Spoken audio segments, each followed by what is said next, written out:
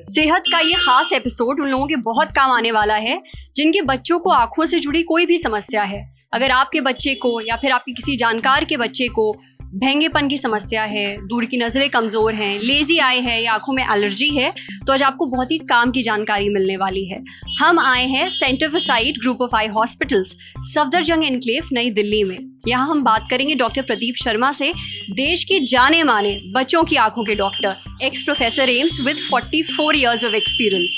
Doctor साहब हमें ये बताएंगे कि अगर बच्चों को आंखों में ये समस्याएं हैं तो इसका इलाज क्या है, आंखों को तंदुरुस्त कैसे रखना है, आंखों से जुड़े जो भी आम मिथक है उनकी पोल भी खोलेंगे। तो चलिए अंदर चलते हैं और डॉक्टर प्रदीप शर्मा से बात करते हैं।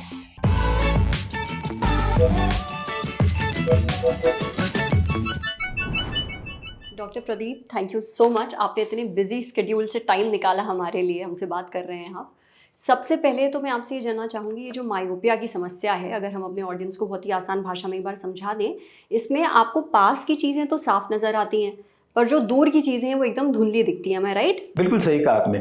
मायोपिया एक दृष्टि दोष है जिसमें कि हमारे रिफ्रैक्टिव एरर बोलते हैं, जिसमें दूर की दृष्टि उनको साफ नज़र नहीं आती, क्योंकि जो हमारी किरणें जो फोकस होती हैं वो हमारी रेटिना के थोड़े आगे फोकस होती हैं। इस बीमारी में वो किसी भी कारण से हो सकती है, या तो है ना हमारी जो धुरी है आई बॉल की वो लंबी ज़्यादा है या आगे का कर्वेचर ज़्यादा स्ट्रॉन्ग है, तो उस कारण से किरणें जो हैं आगे फोकस हो जाती हैं। इन बच्चों को नज़दीक का तो साफ दिखता है पर दूर का साफ न दिखने के कारण अक्सर ये लोग है ना, जैसे दूर की टीवी को देखने के बजाय नज़दीक पहुंच जाते हैं, ब्लैक बोर्ड स्कूल में नहीं देख पाते हैं, या बिना चश्मे के कारण कई बार आंखों में ना स्ट्रेन बताते हैं, आंखों में सिर में दर्द बताते हैं।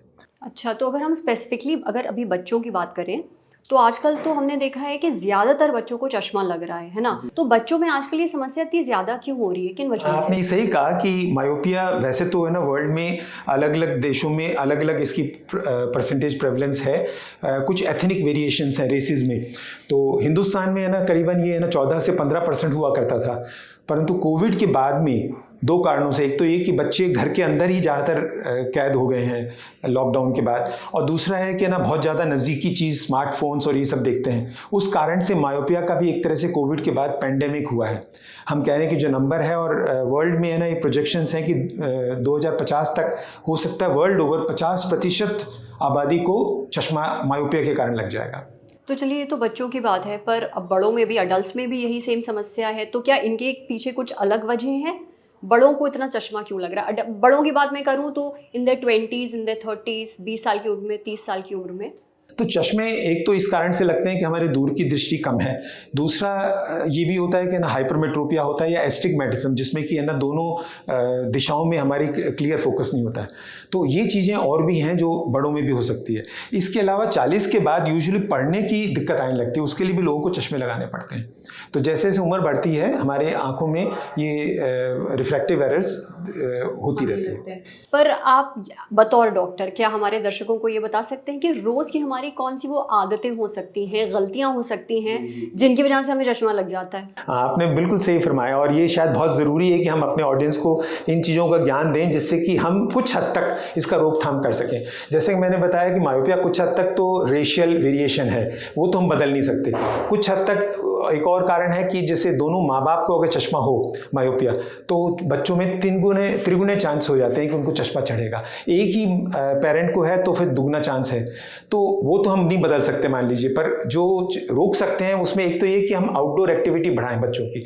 ये पाया गया है रिसर्च में कि अगर 1.5 से 2 घंटा रोजाना बाहर डे लाइट में बच्चे खेलते हैं तो उनको मायोपिया होने का कारण भी कम बन जाता है और बढ़ने का प्रोग्रेशन भी कम हो जाता है। दूसरा है कि ना जो पढ़ते हैं, हम नज़दीक का काम करते हैं, उसको हम कम करें। और ये नहीं कि हम पढ़ाई छोड़ दें, पढ़ाई तो करना है पर बीच में ब्रेक लें। तो एवरी 30 मिनट्स हम ब्रेक दें, या हम जैसे 20-20 रूल बोलते थे कि एवरी 20 मिनट्स 20 सेकेंड्स के लिए 20 फीट दूर बच्चे को बोलें कि देखा करें। उससे हमारी जो आंखों की मांसपेशियां हैं वो थोड़ी खिंचाव से रिलैक्स हो जाएंगी और मायोपिया होने के चांसेस कम हो जाएंगे। तो ये कुछ चीज़ें हैं जो हम है ना अपने बदलाव ला सकते हैं। और डॉक्टर साहब, हमने ये भी देखा है कि बहुत लोग चश्मा लगाते हैं पर फिर भी उनका जो पावर है वो बढ़ता रहता है समय के साथ। मैंने ये सुना है कि आजकल मार्केट में काफ़ी एडवांस लेंस आ गए हैं जो ये मायोपिया को बढ़ने से रोक सकते हैं, तो ज़रा इनके बारे में भी बता दीजिए।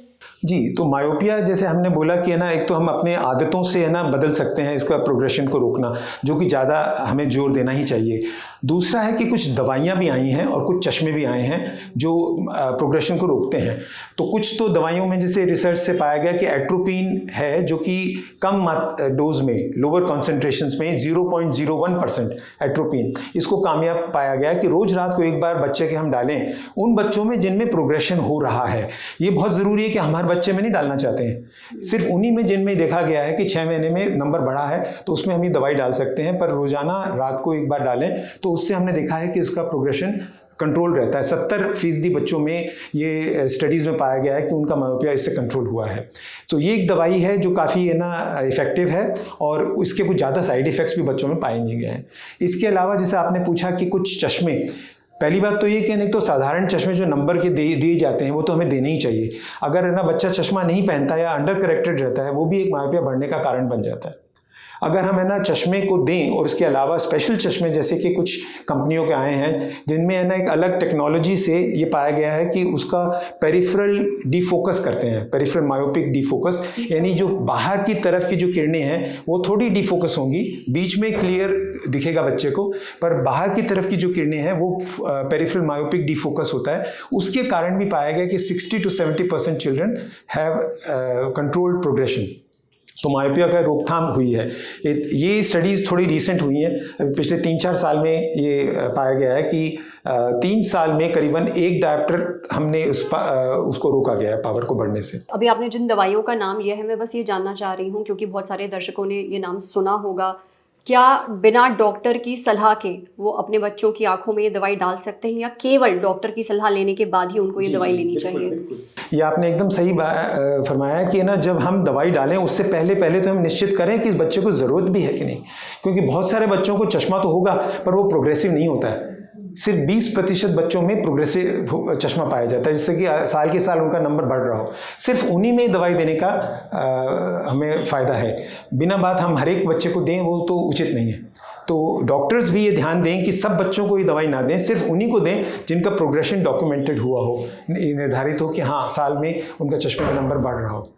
जी, तो जिन भी लोगों को चश्मा लगा है या जिनके बच्चों को चश्मा लगा है, ये जानकारी उनके बहुत काम आएगी। अब कमज़ोर आँखों से हम चलते हैं आँखों की एक बहुत ही आम समस्या की तरफ, जिसको हम स्क्विंटाइज कहते हैं, आम बोलचाल की भाषा में भेंगापन कहते हैं। और पर्सनली मैं एक ऐसे बच्चे को जानती हूँ जिसको स्क्विंटाइज है और मुझे ये पता है कि स्कूल में उस बच्चे को बहुत बुली किया जाता है और उसका क्या असर पड़ता है उस बच्चे के ऊपर। उससे जुड़े मेरे कुछ सवाल हैं स्क्विंटाइज से। नहीं, आपने बहुत अच्छा बताया कि जैसे बच्चों को बुली किया जाता है, ये बात है ना एक रिसर्च की गई थी अमेरिका में कि एक बच्चे को अगर है ना हम खिलौना देते हैं तो जो गुड़िया जिसमें स्क्विंट थी और एक स्क्विंट गुड़िया है जिसमें आंखें सीधी हैं, तो 5.5 साल का बच्चा ये देख लेता है कि स्क्विंटिंग आई वाली डॉल को वो मतलब बुरा कहता है और उसे फेंकता है, उसे खेलना नहीं चाहता।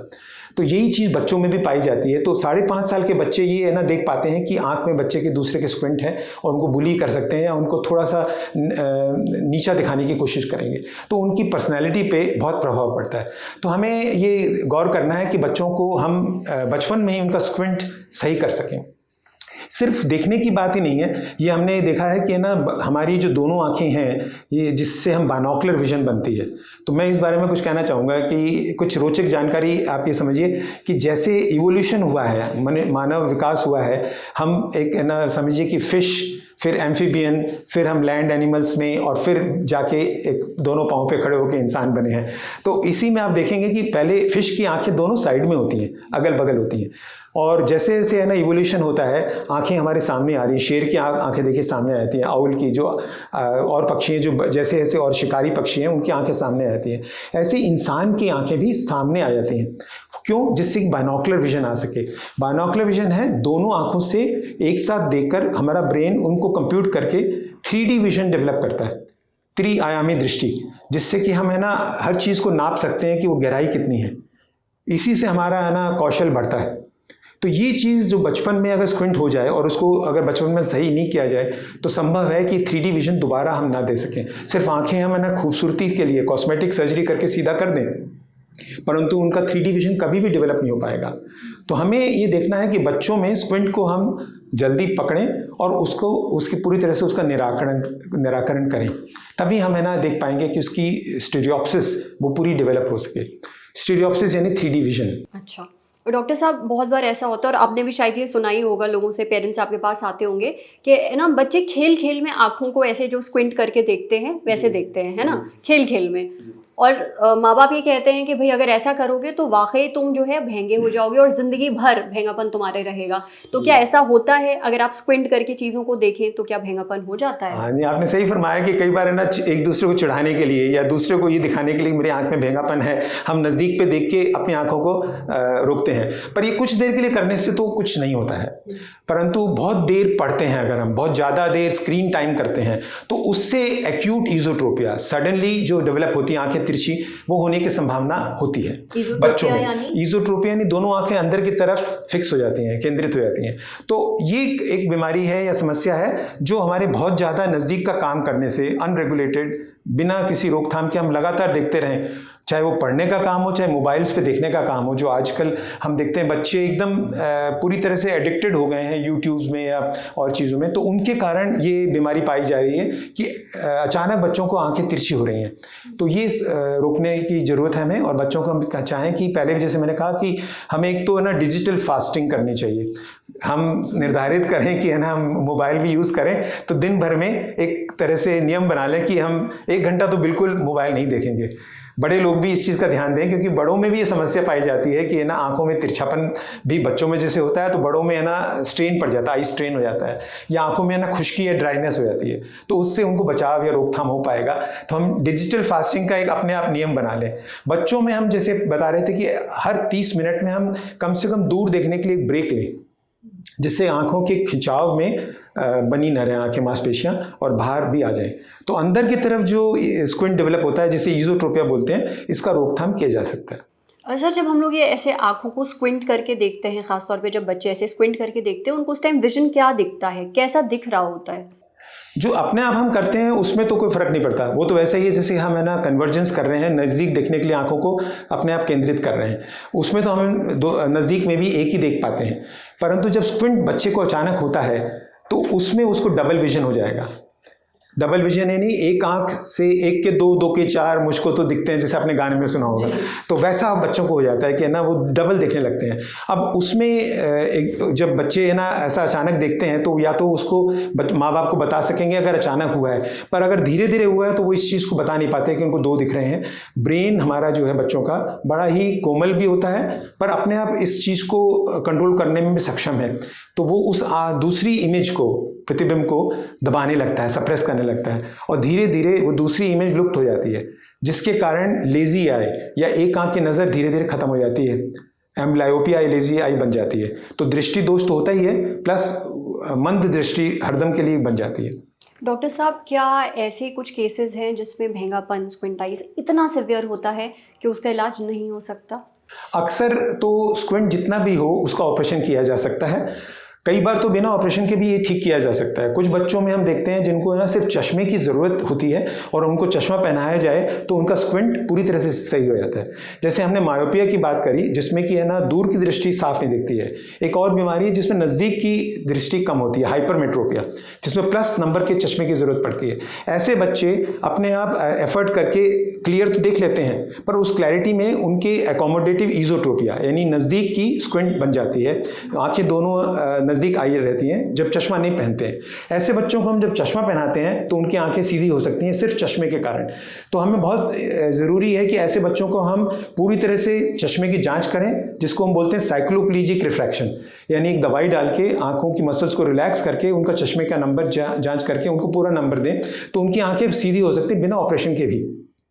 तो ये जानकारी बहुत ही ज़रूरी है, हम आम जनता को बताएं कि ना सिर्फ चश्मे से भी बच्चों के स्क्विंट ठीक हो सकता है। अगर चश्मे से नहीं होता है उन बच्चों का हम फिर ऑपरेशन से आंखें सीधी कर सकते हैं। और ये ज़रूरी है कि आंखें पूरी तरह से सीधी हों, जिससे कि दोनों आंखों में बाइनोकुलर विजन डेवलप हो सके। बाइनोकुलर विजन यानी? बाइनोकुलर विजन यानी दोनों आंखों की एक साथ द्विनेत्रीय विजन। दोनों आंखों से जब हम देखते हैं तो वो हमारे ब्रेन में इमेजेस दो जाती हैं, दो प्रतिबिंब, और दोनों का फ्यूजन होकर दोनों को एक साथ बनके हम 3D विजन देख पाते हैं, उसको हम बाइनोकुलर विजन बोलते हैं। अच्छा। तो वो ज़रूरी है कि हर बच्चे में, हर किसी इंसान में डबल विजन ना हो और बाइनोकुलर विजन डेवलप हो जाए। अच्छा डॉक्टर साहब, बहुत बार स्क्विंट में हम देखते हैं कि ये जो पुतलियां हैं आँखों की, ये दोनों अंदर की तरफ होती हैं। जी। क्या ऐसा भी होता है किसी केस में कि ये पुतलियां बाहर की तरफ हों? जी बिल्कुल, ऐसा भी हो सकता है। हमारी दोनों आंखों में 6 मांसपेशियां हैं जो आंखों को हिलाती हैं। आंखें जो हमारी गोलक की तरह हैं और उसके आसपास मांसपेशियां हैं जो उनको मूव करती हैं। ऐसा समझिए जैसे घोड़े का सिर हो और उसमें है ना लगाम होती है जिससे हम राइट या लेफ्ट उसको घुमा सकते हैं। इसी तरह से मांसपेशियां होती है जो आईबॉल को राइट या लेफ्ट घुमा सकती हैं। इसके अलावा ऊपर नीचे या घड़ी के तौर पे क्लॉकवाइज या एंटी क्लॉकवाइज भी हमारा आईबॉल घूम सकता है। इनमें किसी भी मांसपेशी में अगर विकृति होती है तो स्क्विंट डेवलप होता है। अगर अंदर की मांसपेशियां ज़्यादा स्ट्रांग हो जाएं तो तिरछीपन अंदर की तरफ होती है, ईज़ोट्रोपिया। अगर अंदर की मांसपेशियां कमज़ोर हो जाएं तो ये बाहर की तरफ आंखें चली जाएंगी, जिसे हम डाइवर्जेंट स्क्विंट या एक्सोट्रोपिया बोलते हैं। तो ऐसा भी कई बच्चों में होगा कि आंखें तिरछी हो जाती हैं। ऐसे में ये भी देखा गया है कुछ बच्चे अपने एफर्ट से ये जो आंखें बाहर जा रही हैं उसको रोक लेते हैं, सीधा कर लेते हैं, पर वो कुछ देर के लिए हो पाता है एफर्ट से, और इंटरमिटेंट स्क्विंट बनता रहता है। तो कुछ बच्चों में कभी दूर देखते हैं तो अचानक स्क्विंट नजर आता है, नज़दीक में उनकी आंखें सीधी कर लेते हैं या अपने एफर्ट से कर लेते हैं। इसको इंटरमिटेंट डाइवर्जेंट स्क्विंट बोलते हैं। इनका एफर्ट से, एक्सरसाइज से हम निदान कर सकते हैं, उनकी आंखें को सीधा कर सकते हैं। पर जिन बच्चों में एक्सरसाइज से नहीं सही हो पाता उनका भी ऑपरेशन के ज़रिए ये सीधी की जा सकती हैं। इसके अलावा कुछ बीमारियां हैं, ये समझिए कि जैसे हमारे मस्तिष्क के कुछ तंत्रिकाएँ आती हैं जो मांसपेशियों को चलाती हैं। अगर कहीं भी दोष होता है, चाहे वो हेड इंजरी के कारण हो, कहीं चोट के कारण हो या कोई बीमारी हो, बड़ों में भी ये संभव है कि जैसे डायबिटीज़, हाइपरटेंशन या कार्डियक प्रॉब्लम के कारण जिससे खून का संचार ब्रेन में ना जाए, उससे भी ये मांसपेशियां हमारी या नर्व पैरालिसिस हो सकता है, जिसके कारण स्क्विंट डेवलप हो जाता है। यही मैं आपसे पूछने वाली थी कि ज़्यादातर हम जब भेंगेपन की बात करते हैं तो उसको बच्चों से एसोसिएट करके देखते हैं कि बचपन में ही हो जाता है, पर क्या ये बड़े होने के बाद अडल्ट में भी हो सकता है? जी बिल्कुल, तो ये बड़ों में भी हो सकता है और बच्चों में भी हो सकता है, और ये दोनों चीज़ें बच्चों में पॉसिबल है। यानी इंजरी भी बच्चों में पॉसिबल है और एडल्ट्स में तो ज़रूर उनको संभव है कि वो ना चोट लगने के कारण उनका स्क्विंट हो जाए या फिर डायबिटीज़, ब्लड प्रेशर कंट्रोल ना हो, उससे भी ये स्क्विंट डेवलप हो जाता है। पर बच्चों में हम ज़्यादा फोकस इसलिए करते हैं कि उनकी जो मस्तिष्क की डेवलपमेंट हो रही है, विकास हो रहा है, वो रुक सकता है। और बड़ों में तो जब स्क्विंट होता है वो डबल देखते हैं, हमें बता भी देंगे, हम उसका निराकरण कर देंगे, पर बच्चे अक्सर बता नहीं पाते हैं कि हमें डबल दिख रहा है, और उसके धीरे धीरे एक आंख की नज़र हरदम के लिए समाप्त हो जाती है, लुप्त हो जाती है। तो इसीलिए हम बच्चों में ज़्यादा फोकस करते हैं, पर एडल्ट्स में भी ये स्क्विंट के सारे कारण हैं और उनमें भी ये आंखें तिरछी होने की संभावना रहती है। डॉक्टर साहब, जो भी हमारे ऑडियंस हैं, जो माता पिता हैं, आपको देख रहे हैं, आप क्या उनको ये बता सकते हैं कि जैसे आपने कहा बच्चे अपने आप नहीं बता पाते, तो ऐसे कौन से लक्षण हैं जिस पर पेरेंट्स को नज़र रखनी चाहिए और इससे वो भाप सकते हैं कि हो सकता है मेरे बच्चे को स्क्विंट आए हो? जी, तो आजकल के उसमें एक तो हमने जैसे बताया कि पहले उसको ना हो, उसके लिए स्क्रीन टाइम बच्चों का हम सीमित रखें, जिससे कि बच्चों में है ना ये खिंचाव पैदा हो के स्क्विंट ना बने। दूसरा है कि माँ बाप देखें कि अगर बच्चा चश्मे की ज़रूरत है तो समय समय पे उसका चेकअप होना चाहिए। हम स्कूल वालों से भी कहेंगे कि हर साल वो बच्चों की दृष्टि की जांच करें, जिससे कि ब्लैक बोर्ड पे एक लेटर लिख के टीचर पूछ सकती है कि बच्चे को दिख रहा है कि नहीं। अगर उसको दिखने में दिक्कत है, खासतौर से पीछे के रो में बैठने के बाद, तो उसको चश्मे की ज़रूरत हो सकती है। अगर हम समय पे चश्मे दें तो हो सकता है उसका स्क्विंट ना हो, और इसके बावजूद भी अगर है ना बच्चों में स्क्विंट हो रहा है तो समय पे चेक करने से हम उसको सही तरह से ठीक कर पाएंगे। पर डॉक्टर साहब, जैसे अभी तक मैंने आपकी सारी बातें सुनी, मुझे एक चीज़ तो ये समझ में आई है कि भेंगेपन का इलाज संभव है, हो सकता है।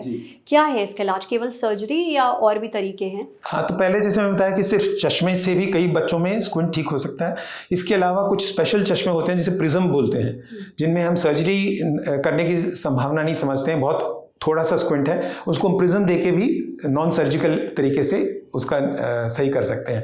इसके अलावा जो मांसपेशियां हैं उनका ऑपरेशन किया जाता है, जो कि माइक्रोस्कोप में देख के हम उन मांसपेशियों को देख के उनको सीधा कर देते हैं। इसमें सूचर्स लगाए जाते हैं जो कि ना 3-4 हफ्ते में अपने आप डिजॉल्व हो जाते हैं। तब तक थोड़ी लाली दिखती है, पर बच्चे पूरी तरह से नेक्स्ट डे से देख पाएंगे और यूजुअली 3-4 दिन में स्कूल भी जा पाएंगे।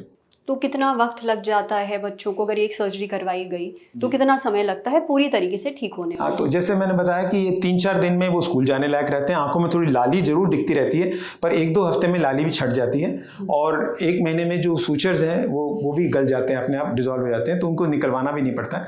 और ये बहुत ही आराम से की जा सकती है सर्जरी। बच्चों में बेहोशी में की जाती है, तो उसकी जरूर एक जाँच की जाएगी, उसके बाद बच्चों का ऑपरेशन किया जाता है और उसके बाद कोई समस्या नहीं आती है? अक्सर कोई समस्या नहीं आती और ज़्यादातर बच्चों में एक ही ऑपरेशन से पूरी तरह से सही हो जाते हैं। हमें देखते हैं कि 90% बच्चों में स्क्विंट पूरा तरह से सही हो जाता है और 10% जो स्क्विंट रहता भी है उसको हम या तो प्रिज्म से या चश्मों से सही करते हैं।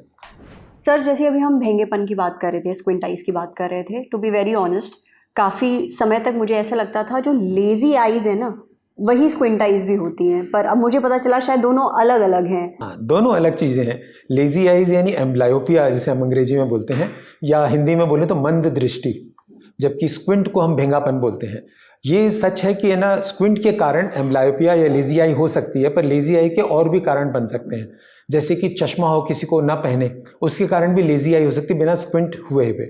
या कई बार जैसे है ना बच्चों में मोतियाबिंद होता है और उसका समय पे ऑपरेशन ना हो और बाद में किया जाए तो उसके कारण नज़र पूरी डेवलप नहीं होती, उसके कारण भी एम्ब्लायोपिया या लेजी आई बन जाती है।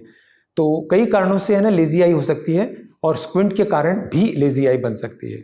और इसको हिंदी में अगर आप बता सके, बोलचाल की भाषा में कुछ कहते हैं या एक टेक्निकल टर्म है इसका? तो इसको हम है ना एम्ब्लायोपिया टेक्निकल टर्म है और आम भाषा में हम लेजी आई बोलते हैं। और अगर हम हिंदी में बोलना चाहें तो मंद दृष्टि, यानी किसी बच्चे की नज़र जो है वो कम है और चश्मा पहनने के बावजूद या जो उसको अगर ऑपरेशन की ज़रूरत थी कैटरेक्ट की, उसको ऑपरेशन हो गया फिर भी नज़र नहीं बढ़ती है, तब हम उसे कहते हैं कि उसको लेजी आई है और एम्ब्लायोपिया है। तो अगर किसी को लेजी आई है तो उससे क्या समस्या आती है आँखों में? तो लेजी आई के कारण एक तो पहली चीज़ है कि वो साफ नहीं देख पाता, उसकी विजन जो है वो कम होगी। जो हम जैसे नॉर्मल 6/6 बोलते हैं, ऐसे बच्चों में यूजुअली नज़र जो है वो कम होगी, 6/12 या और भी कम। तो ये उस पर डिपेंड करता है कि ना उनका क्या कारण था। वो कई बार बहुत कम नज़र भी हो सकती है, तो जिससे चलने फिरने के लायक भी नहीं होते। ऐसे भी कारण के से लेजी आई हो सकती है जिसमें बहुत ही कम नज़र हो। तो बहुत ही दोनों आँखों में भी लेजी आई हो सकती है, अक्सर वैसे एक आँख में होती है, पर दोनों आंखों में होने का कारण बनता है जैसे कि है ना दोनों आंखों में चश्मे की ज़रूरत हो हाई नंबर का और बच्चे ने नहीं पहना हो, तब अगर हम बाद में उसको चश्मा दे भी दें तब भी वो साफ नहीं देख पाता। तो उसको हम कहते हैं कि lazy I in both eyes, जिसको हम बोलते हैं एमेट्रोपिक एम्ब्लायोपिया, यानी दोनों आंखों में जो है उसकी मंद दृष्टि है। तो मतलब ये एक आंख में भी समस्या हो सकती है और दोनों में भी हो सकती है, पर अक्सर एक आंख में ज़्यादातर होती है क्योंकि ज़्यादातर कारण ऐसे हैं जो यूनिलैटरल होते हैं, एक ही आंख को असर करते हैं। पर कुछ कारणों में ऐसा दिखाया जाता है दोनों आंखें बराबर असर हो जाती हैं और उसको हम बायलेटरल एम्ब्लायोपिया बोलते हैं। और सर ये जो स्क्विंट आइज है, भेंगापन, वो और लेजी आइज, इन दोनों में फ़र्क क्या फ़र्क होता है? एक में तो नज़र कम है और स्क्विंट में तो दिखने में ही आंख तिरछी दिख रही है और तिरछी आंखों के कारण लेजी आई बन सकती है। इस तरह से दोनों में हम समझ सकते हैं दोनों में फ़र्क क्या है। और जो नज़र की कमी है उसके लिए चश्मे दिए जाते हैं और अगर और कोई कारण है लेजी आई का उसको भी ठीक किया जाता है। कई बार हम देखते हैं कि है ना उसको चश्मा दिया पर नज़र नहीं बढ़ रही है, उसको हम पैचिंग या ऑप्टिक क्लूड या एक आंख को पट्टी लगा के दूसरी आंख जो कि उसकी कम दृष्टि वाली है उसको ज़्यादा ट्रेनिंग दें, उसको ज़्यादा इस्तेमाल करने में बोलें तो उसकी नज़र धीरे धीरे बढ़ती है। ये हम समझे तो ऐसा है कि जैसे ब्रेन में दोनों आँखों की दृष्टि देखने की एक स्थान है और जब हम एक आँख को इस्तेमाल नहीं करते हैं तो उसका जो स्थान है वो यूज़ ना होने के कारण, जिसे आम भाषा में समझे डिसयूज एट्रोफी, जैसे हम मांसपेशियां भी इस्तेमाल नहीं करें तो वो वीक हो जाती हैं, ऐसे ब्रेन का हिस्सा जो काम में ना लाए तो वो वीक हो जाता है। तो हम कहते हैं ना यूज़ इट और लूज़ इट। तो अगर हम किसी हिस्से को इस्तेमाल नहीं करते हैं तो वो अक्सर कमज़ोर हो जाता है। तो उसको हम दोबारा से उसको जागृत करने के लिए अच्छी आंख को पैच करके जो कमज़ोर आंख है उसको चश्मा या जो भी कारण से उसकी कमी थी उसको सही करके उसको देखने के लायक सक्षम बनाते हैं। इसमें कुछ समय लगता है पर अक्सर बचपन में ये पूरी तरह से कामयाब हो सकता है। तो इसका इलाज हो सकता है आप ये कह रहे हैं, पर क्या ये सिर्फ बचपन में अगर ठीक कराई जाए, इलाज कराया जाए, सिर्फ तभी ठीक हो सकता है, या फिर बड़े होने के बाद आप कराएं तो असर नहीं होगा? हाँ, बिल्कुल आपने सही कहा है कि हम अगर बचपन में इस चीज़ को करते हैं तो हम पूरी तरह से कामयाब हो सकते हैं। बड़े होने में भी कुछ कोशिश की जा सकती है। आम भाषा में हम समझें तो मैं शायद एक उदाहरण देना चाहूँगा कि ये भाषा की तरह है, नज़र दृष्टि भी एक भाषा है। अगर हम चाइना में पैदा हुए होते तो हम चाइनीज़ सहज सीख लेते, पर यदि आज मुझे आपको चाइना में भेजा जाए तो आप बड़ी मुश्किल से चाइनीज़ सीख पाएंगे। पर हाँ, सीख लेंगे, पर बहुत ही कष्ट होगा। पर अगर बचपन से ही आप चाइना में होते तो आप बड़ा आराम से सीख लेते, जिसे मदर टंग बोलते हैं। हम बचपन में बड़ी आसानी से अपनी भाषा सीख लेते हैं। उसी तरह से दृष्टि भी है कि अगर हम पहले 5 साल में किसी चीज़ को पूरी तरह से कर लें तो पूरी तरह से कामयाबी मिल जाएगी। बाद में हम करते तो हैं, पर पूरी हमें कामयाबी नहीं मिल पाती और बहुत कठिन होता है। सर, अगर आप लेजी आई का थोड़ा इलाज भी बता दें, क्या क्या तरीके हैं इलाज के? जी, तो इसमें पहले तो देखना चाहिए उसका लेजी आई का कारण क्या है। ये हो सकता है कि उसको मोतियाबिंद हो जिसके कारण हुआ है, या और कोई आंख की बीमारी हो जैसे पलक गिरी हो, टोसिस हो, उसके कारण से आंख बंद है, या चश्मे की ज़रूरत हो, या तिरछापन हो, या निस्टैग्मस जिसमें आंखें हिलती रहती हैं। इनमें से कोई भी एक कारण हो सकता है जिसके कारण आंखें लेजी हो जाती हैं। पहले तो हम उसका निराकरण करें कि वो पहले सही हो जाए। उसके बाद हम देखते हैं कि ना नज़र नहीं बढ़ रही है तो हम पैचिंग या जो ऑक्लूजन जो हम बोल रहे थे, पट्टी लगा के हम जो अच्छी आंख है उसको रोकते हैं और जो कमज़ोर आंख है उसको ज़्यादा देखने का अवसर देते हैं। धीरे धीरे प्रयोग से वो आंख की दृष्टि बढ़ती जाती है। आजकल कुछ नए तकनीक भी आई हैं जिसमें हम बायनोकुलर विजन थेरेपी, यानी दोनों आंखों से हम उसको दृष्टि देते हैं, बच्चे को देखने का मौका देते हैं। ये ऑकुलस वर्चुअल रियलिटी गेम्स जैसे होते हैं, उनमें दोनों आंखों से दिखा के हम दोनों की आंखों को कुछ हद तक सुचारू कर सकते हैं। ये कैसे, लेंस लगा के करते हैं? ये ऑकुलस प्लेटफॉर्म पे दोनों आंखों में जिसे हम देखें तो उसमें अलग अलग इमेजेस होती हैं। अगर आप जैसे समझाएं कि जैसे 3D मूवी देखने जाते हैं तो हम गॉगल्स पहन के, स्पेशल चश्मे पहन के 3D एक मूवी देख पाते हैं। उसी तरीके से चश्मे लगा के हम कंप्यूटर पे 2 अलग इमेजेस को अलग अलग देख पाएंगे, जिससे कि हम उसको 3D विजन डेवलप कर सकें। तो इस प्रणाली पे भी कुछ इलाज किया जाता है जिसके हम बायनोकुलर विजन थेरेपी बोलते हैं। सर, एक चीज़ ये बताइए, ये स्टीरियोप्सिस क्या चीज़ होती है? स्टीरियोप्सिस का मतलब है 3D विजन। 3D विजन यानी दोनों आंखों से हम जब देखते हैं तो त्रिआयामी दृष्टि। और जैसे मैं पहले बोल रहा था कि जैसे हम 3D मूवी देख पाते हैं, दोनों आंखों से हम अलग अलग देखें तो हमें वो कुछ नहीं दिखेगा, पर हम दोनों को मिला के देखते हैं तो हमें ना 3 डायमेंशनल वर्ल्ड दिखाई देता है। तो ये 3D विजन जो है वो हमारी दोनों आंखों के कारण, इस्तेमाल होने के कारण ही बन पाती है। अगर एक आंख बंद कर लें तो हम कभी भी 3D विजन नहीं देख पाते हैं। तो इसके लिए ज़रूरी है कि दोनों आंखें पूरी तरह से सक्षम हो, काम करें, तब हम 3D विजन देख पाते हैं। और अगर कोई भी दोष किसी भी एक आंख में होगा तो वो 3D विजन या स्टीरियोप्सिस इफेक्ट हो जाएगी या उस पर असर होगा। तो हमें ज़रूरी है कि दोनों आंखें पूरी तरह से काम करें तो 3D विजन या स्टीरियोप्सिस पूरी तरह से परिपक्व डेवलप हो जाए। तो अभी जैसे मैं अपने आसपास चीज़ें देख रही हूँ, आप देख रहे हैं, ये स्टीरियोप्सिस है। ये स्टीरियोप्सिस है और इसमें भी हम है ना गहराई समझ सकते हैं, गहराई नाप सकते हैं, पर हम कुछ है ना अपने एक्सपीरियंस या अनुभव से भी एक आंख से भी महसूस कर लेते हैं कि हमें 3D विजन दिख रहा है। पर ये कुछ हद तक है ना काम करता है और कुछ हद तक इल्यूजन भी कर सकता है। हम एक सिंपल अगर टेस्ट आपको मैं करना चाहूँ कि अगर आप एक पेन लें और मुझे एक पेन दीजिएगा, तो आप करिएगा, जो सामने मैं देखता हूँ, तो ये पकड़िए। तो आप एक आंख अपने बंद कर लीजिए, कोई भी एक आंख हाथ से बंद कर लीजिए चाहे। अच्छा, आंख से? हाँ, अब इसको आपने ना पेन को एक टिप से आप इस चीज़ को दिखाइए, करके दिखाइए जरा, टिप से टिप टच करके, फिर से करिए। अब दोनों आंख खोलिए, अब फिर करके देखिए। आप तो मूव कर रहे हैं। हाँ, नहीं, आप बंद कर लीजिए एक बार, मैं मूव नहीं करता हूँ, आप कर लीजिए। अच्छा, अब दोनों आंख खोल के करिए। कितने आसान है। ये 3D है, हम गहराई नाप पाते हैं दोनों आंखों से। एक आंख हमारी बंद होगी तो हम 3D नहीं देख पाते हैं। तो एक सिंपल सा एक आपको हमने एक उदाहरण दिया है कि जिससे हम देख सकते हैं कि 3D विजन क्या है। हम समझते हैं कि शायद एक आंख से भी हम 3D देख रहे हैं, परंतु हम गहराई नापने में फिर भी चूक कर जाते हैं। हाँ। उस टाइम मुझे लग रहा था मैं तो बिल्कुल पास ला रही हूँ, हाथ तब पेन हटा दिया। हम बच्चों में ये टेस्ट घर में भी कर सकते हैं और देखें कि एक आंख बंद करके तो वो कोई भी नहीं कर पाएगा, पर दोनों आंख से कर पा रहा है कि नहीं। अगर वो नहीं कर पा रहा है इसका मतलब उसकी दृष्टि में कुछ बाधा है, कुछ तकलीफ है। ये काफी ज्यादा बढ़िया टेस्ट है, आई थिंक पेरेंट्स को ये ट्राई भी करना चाहिए। हाँ, कर सकते हैं, ये समझ लें पहले कि कैसे है। तो एक पेंसिल पेरेंट्स पकड़े और दूसरी पेंसिल बच्चा पकड़े और एक आंख बंद ना हो, दोनों आंख खुली हो, तब वो करें तो उसको बड़े अच्छी तरह से वो समझ सकेंगे। सही टेस्ट है ये सर। पर सर जिन लोगों को भेंगेपन की समस्या होती है, स्क्विंट आई होती है, उनको इसमें क्या दिक्कत आती है स्टीरियोप्सिस में? तो अगर भेंगापन होता है तो एक आंख तिरछी होने के कारण जैसे डबल विजन होती है शुरू में, और ब्रेन उसको अपने आप सप्रेस करके उस विजन को या प्रतिबिंब को लुप्त कर देता है, तो वो एक ही आंख से बच्चा देख रहा होता है। ऐसे में 3D विजन तो गायब हो ही जाती है, वो सिर्फ यूनिऑक्युलर या एक नेत्र से ही दृष्टि बनी रहती है उसकी। ऐसे में जब तक भेंगापन सही ना हो और उसकी पूरी तरह से हम डेवलप ना कर लें विजन, तो वो 3D विजन नहीं डेवलप हो पाती। तो हमें चाहिए कि हम बचपन में ही स्क्विंट को सही कर सकें और उसकी 3D विजन को पूरा डेवलप कर पाएँ या उसको विकास कर पाएँ।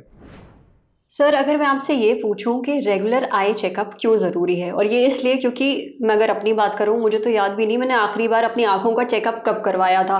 और हमें से जो ज़्यादातर लोग हैं वो तब तक डॉक्टर के पास नहीं जाते जब तक आंखों में कुछ समस्या ना हो जाए। तो सबसे तो पहले आप हमारे ऑडियंस को ये बता दीजिए कि रेगुलर आई चेकअप क्यों ज़रूरी होता है और आपको ये हर कितने दिनों में या हफ्तों में या महीनों में करवाना चाहिए? तो एक तो हमें है कि नज़र के लिए हमें अपना आई चेकअप कराना चाहिए कि हम देख कितना पा रहे हैं, तो उसमें कोई दृष्टि दोष हो सकता है वो पता लग जाएगा। इसके अलावा आंखों का प्रेशर, दबाव, इंट्राऑक्युलर प्रेशर, वो भी पता लग जाएगा कि किसी का बढ़ा हुआ तो नहीं है। इसके अलावा अगर कोई और रोग है तो उसको हमें चेकअप कराना चाहिए। बड़ों में हो सकता है कि डायबिटीज़ हो तो उनको हम समय समय पे उनका चेक कराना बहुत ही ज़रूरी है। बच्चों में ख़ास तौर से हम देखें तो उसकी नज़र के अलावा ये भी है कि उनकी एलर्जीज़ के कारण आंखें लाल हो जाती हैं, कई बार कुछ डिस्चार्ज आ रहा होता है, आंखों में पानी आ रहा होता है, तो उसके लिए भी है ना हमें समय समय पर चेक कराना चाहिए। एटलीस्ट तब तो कराएं जबकि कोई तकलीफ़ हो रही है बच्चे को। पर हाँ, नज़र के लिए जैसे मैंने कहा कि साल की साल एक बार ज़रूरी है कि उसकी विजन चेक कराया जाए, और ज़रूरत हो तो 6-6 महीने से अगर कोई प्रॉब्लम चल रही है तो मतलब अगर कुछ समस्या है तो हर 6 महीने में करवा लीजिए, नहीं तो साल में एक बार हाँ करवा लेनी चाहिए, नज़र की चेक होनी चाहिए। तो डॉक्टर साहब ये बताइए, अगर अपनी आंखों को तंदुरुस्त रखना है, रोशनी ठीक रखनी है, तो अव्वल तो खाने में क्या क्या चीज़ें इसके लिए खा सकते हैं, डाइट कैसी हो और लाइफस्टाइल कैसा हो? बिल्कुल सही फरमाया आपने, क्योंकि हम देख रहे हैं कि ना लाइफस्टाइल के कारण बहुत सारी बीमारियां हम अपने आप ही जनरेट कर रहे हैं जिसको हम रोक सकते हैं। बच्चों में ख़ास तौर से देखा जाए तो विटामिन ए डेफिशिएंसी जो कि पहले 5 साल में बच्चों में हो सकती है, वो इस कारण से होती है कि वो हरी सब्जियां नहीं खाते हैं। फल फ्रूट, जो रंग बिरंगे फल फ्रूट है, ख़ास तौर से टमाटर हो, पपीता हो, आम हो, ये सब चीज़ें हमें है ना विटामिन ए देते हैं। और इसके अलावा भी बहुत सारे विटामिन एंड मिनरल्स हैं जो कि इनमें पर्याप्त मात्रा में होते हैं। तो हमें ज़रूरी है कि बच्चे हरी सब्जियां खाएं, गाजर, पपीता और जो रंग बिरंगे टमाटर, फ्रूट्स एंड ऑल, वो समय पे और पर्याप्त मात्रा में लेते रहें। इसके अलावा अगर दूध लेते हैं तो बहुत ही अच्छी बात है। अच्छा, और इसके अलावा अगर आपको आंखों में किसी भी तरीके की कोई समस्या आ रही है, आप गेस कर रहे हैं, गूगल कर रहे हैं कि भाई मुझे ये सिम्टम्स है, मुझे क्या हो गया, उससे बेटर तरीका क्या है कि आप कौन कौन से टेस्ट करवा सकते हैं पक्के तौर पर जांचने के लिए, क्या करना चाहिए? तो ये बहुत ज़रूरी है कि अगर हाँ आजकल गूगल हमारे पास उपलब्ध है तो हम उससे कुछ जानकारी ले सकते हैं, पर उससे हम अपने कुछ मन की विकृति भी पैदा कर सकते हैं। कई बार गूगल हमें कुछ ऐसा बताया था जिससे हम इतने चिंतित हो जाते हैं कि और भी समस्या दुगनी हो जाती है। तो हमें ज़रूरी है कि हम अगर कोई ज़्यादा प्रॉब्लम है तो एक अपने कंसर्न जो भी फैमिली फिजिशियन हैं या बच्चों के डॉक्टर हैं उनको संपर्क करें। और आँखों की अगर प्रॉब्लम है तो आँखों के जो बाल नेत्र चिकित्सक हैं वो ज़रूरी है कि बच्चों को हम ले जाएं, उनको दिखाएं और उनकी क्या समस्या उनसे चेक करवाएं। अच्छा, और ये जो गर्मियों का मौसम है इस वक्त, आंखों में एलर्जी होना एक बहुत ही आम समस्या हो गई है, ख़ासतौर पर बच्चों में। तो किस तरीके की एलर्जी ज़्यादा देखने को मिलती हैं और माँ बाप किन बातों का ध्यान रखें, मतलब कौन कौन से लक्षण ऐसे हैं जिन पर नज़र ज़रूर रखनी चाहिए आपको? तो ये गर्मी के कारण ड्राइनेस होती है और ड्राइनेस के कारण और भी बीमारियां होती हैं। ड्राइनेस के कारण पराग के कण हैं जो हवा में पाए जाते हैं, या कई बार डस्ट में भी कुछ ऐसे कण होते हैं जिसके कारण एलर्जी होती है। बचपन में हाइपर सेंसिटिविटी होती है, इम्यून सिस्टम हमारा ज़्यादा स्ट्रांग होता है जिसके कारण कुछ थोड़ी बहुत भी एलर्जन हो तो वो बड़ी मुखरता से प्रदर्शित करते हैं आँखें में, तो उसको हम बोलते हैं कि एलर्जिक कंजंक्टिवाइटिस, जिसमें आँखों की है ना लाल होना, उसमें कुछ गांठें सी बन जाना छोटी छोटी, और पलकों पे भी सूजन हो जाना, और बहुत ज़्यादा बच्चों के द्वारा मलना, आँखों को खुजली होना, ये समस्याएं होती हैं। तो अगर ऐसा है तो हम जाएं अपने बाल नेत्र चिकित्सक के पास और उससे चेक करवाएं कि इसका क्या कारण है। वो ज़्यादातर है दवाइयों से इसका आराम से निराकरण हो सकता है, पर ये दवाइयाँ हमें गर्मी गर्मी पूरा लेनी चाहिए।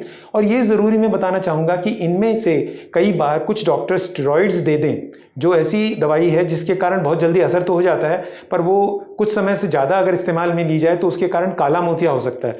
तो हम चाहेंगे कि है ना कभी भी अगर हम चेक करवाते हैं तो अपने डॉक्टर से पूछ लें कि इसमें स्टेरॉइड्स तो नहीं है, और बच्चों को हम स्टेरॉइड्स ना दें तो अच्छा है, क्योंकि उससे काला मोतिया होता है जो कि नज़र को पूरी तरह से है ना बाधित करता है, और जिसका पूरी तरह से फिर रिकवरी भी शायद ना हो। तो अगर एलर्जी है तो उसमें हम नॉन स्टेरॉयडल एंटी इन्फ्लेमेटरी बोलते हैं, या एंटी एलर्जिक दवाइयाँ होती जो दी जानी चाहिए, जिससे कि ज़्यादातर बच्चों में पूरी तरह से वो एलर्जी कामयाब हो जाती है। तो हमारे जो दर्शक हैं उनको इस बात पे तो खास तवज्जो देनी चाहिए कि अगर आप बच्चों की आंखों के लिए कोई दवाई ले रहे हैं तो डॉक्टर से ये चीज़ ज़रूर पूछ लें कि ये स्टेरॉइड है इसमें या नहीं है। जी जी, बहुत ज़रूरी है, क्योंकि हम देखते हैं कई बार स्टेरॉइड से असर बहुत जल्दी आता है और माँ बाप भी बार बार उसको इस्तेमाल करने लगते हैं। एक बार अगर डॉक्टर ने लिख भी दिया है और अपने आप दोबारा वो समस्या होती तो डॉक्टर के बिना जाए वो अपने आप ही स्टेरॉइड यूज़ कर लेते हैं। तो इस कारण से उनको काला मोतिया हो जाता है बच्चे को, और ये ऐसी बीमारी है जिससे कुछ और लक्षण नहीं होता, सिर्फ नज़र धीरे धीरे कम होती है, और वो ऐसी स्टेज में पहुंचते हैं जब वो दोबारा भी ऑप्टिक नर्व ठीक नहीं हो पाती है। अच्छा डॉक्टर साहब, बहुत बार ऐसा होता है कि जब हमें एलर्जी होती है और हमें लगता है अरे एलर्जी ही तो है, ठीक हो जाएगी, कुछ आई ड्रॉप डाल लो, एक हफ्ता रुक जाओ, ठीक हो जाएगी। ज़्यादातर लोग ऐसे ही मानकर चलते हैं। पर अगर आपने एलर्जी का सही समय पर इलाज नहीं लिया तो आगे जाके क्या दिक्कतें हो सकती हैं? तो इस कारण से, जैसे एलर्जी के कारण बच्चे अक्सर आंखों को मलते रहते हैं, तो हमने देखा है कि जिन बच्चों को आंखें मलने की ज़्यादा आदत बन जाती है, उसके कारण से केरेटोकोनस यानी आगे की जो हमारी पुतली है कॉर्निया, उसमें उसका एंगल चेंज हो जाता है, उसका कर्वेचर जो है वो ज़्यादा कोनिकल हो जाता है, उसे हम केरेटोकोनस बोलते हैं, जो कि एक बड़ी बीमारी बन जाती है। तो हम चाहते हैं कि ना अगर एलर्जी है तो उसका इलाज किया जाए और ना कि उसको ऐसे ही रहने दी जाए। और बच्चों को तो बिल्कुल भी आंखें मलने की न दिया जाए। उनको अगर आंखें मलते हैं तो उनको चेक कराओ, हो सकता है कि उनको सिर्फ एलर्जी की दवाई की ज़रूरत है या ड्राइनेस के लिए कुछ लुब्रिकेंट्स की ज़रूरत है, पर आंखें मलने नहीं दी जाए। कुछ बच्चे कई बार ना आंखें मीचते हैं और माँ बाप बोलते हैं कि है ना, और बच्चा अपने आप ही आंखें मीचता रहता है। ये भी एक लक्षण हो सकता है कि उसकी आंखों में ड्राइनेस हो रही है और वो ज़्यादा स्मार्टफोन यूज़ कर रहा है, उसके कारण से भी ड्राइनेस हो रही है।